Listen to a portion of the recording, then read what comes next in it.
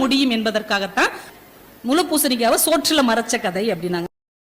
முழு பூசணிக்காவை சோத்துல மறைக்கிறது அப்படின்னா ஒரு பெரிய தப்பை செஞ்சுட்டு அதை மறைச்சிட்டாங்கன்னு அர்த்தம். அப்படித்தானே நம்ம நினைச்சிட்டு இருக்கோம். ஒரு 4 தலைமுறைக்கு முன்னாடி ஒரு ஊர்ல ஒரு பெரிய ஜமீன்தார் இருந்திருக்கிறார். ஒரு வீட்டுக்கு பக்கத்துல ஒரு ஏழை குடியானவர் இருக்கிறாரு, ஒரு குடிசையில இருக்கிறார்.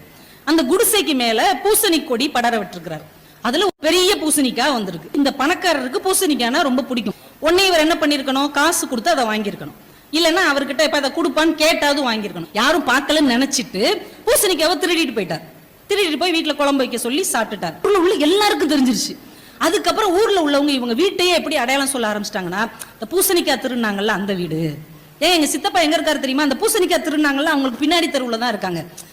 பூசணிக்காய் திருநாங்கல்ல அவங்க வீட்டுக்கு எதிர்த்த வீட்டுல போய் லெஃப்ட்ல போனீங்கன்னா அந்த டியூஷன் சென்டர் தான். இந்த பூசணிக்காய் திருநாங்கலங்க அவங்களுக்கு அடுத்த தெருவுல தான் அந்த சைக்கிள் கடை இருக்கு.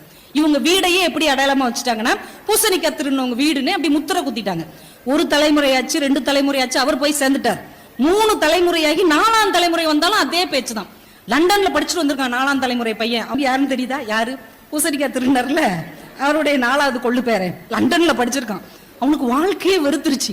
என்னையா என்னைக்கோ ஒருத்தர் யாருன்னே எனக்கு தெரியாது, அவர் செஞ்ச தப்புக்கு என்னையும் இந்த பூசணிக்காய் விரட்டிட்டே வருது அப்படின்னு ரொம்ப வெறுத்து போய் அவங்க ஊருக்கு ஒரு பெரிய மனிதர், ஒரு துறவி மாதிரி ஒருத்தர் வந்திருக்கிறார். அவர்கிட்ட போய் இவன் கேட்டிருக்கான், இதுல இருந்து எப்படி தப்பிக்கிறது அப்படின்னு. உடனே அந்த பெரியவர் சொல்லியிருக்கிறாரு, டெய்லி ஒரு 10 பேருக்கு சாப்பாடு போட முடியுமா இலவசமா? 50 பேருக்கு சாப்பாடு போடுறேன், தாராளமா போடுறோம், வசதி இருக்கு. சரி, இன்னையில இருந்து ஒரு 50-60 பேருக்கு மத்தியான சாப்பாடு இலவசமா போடு அப்படின்ட்டார். உடனே இவர் ஊரை கூட்டி எல்லாரும் மத்தியானம் நம்ம வீட்டுல வந்து சாப்பிட்டுருங்க, டெய்லி சாப்பாடு 50 பேருக்கு, ஆதரவு இல்லாதவங்களுக்கு, அனாதைகளுக்கு, ஏழைகளுக்கு இலவச சாப்பாடுன்ட்டார். டெய்லி அவங்க வீட்டுல மத்தியானம் 50 பேர் 60 பேர் எல்லாம் போய் சாப்பிட்டுட்டு இருக்காங்க. 10 நாள் தான் ஆயிருக்கு, 10 நாள் தான். அதுக்கப்புறம் அவங்க வீடு என்ன சொல்லியிருக்காங்க, டெய்லி சோறு போடுவாங்களங்க, அவங்க வீட்டுக்கு பின்னாடி தான் எங்க பெரியப்பா இருக்காரு. எங்க டெய்லி வந்தவங்களுக்கு தான் சாப்பாடு போடுவாங்க, நாங்களும் அங்கதான் சாப்பிடுவோம், மத்தியானம் சாப்பாடு பக்கத்துல தானே இருக்கிறோம், அதுக்கு எதுக்குதான் அந்த பெட்டி கடை இருக்கு, டெய்லி சோறு போடுவாங்கல்ல அவங்க வீட்டுக்கு பக்கத்துல தான் நாங்க இருக்கோம்.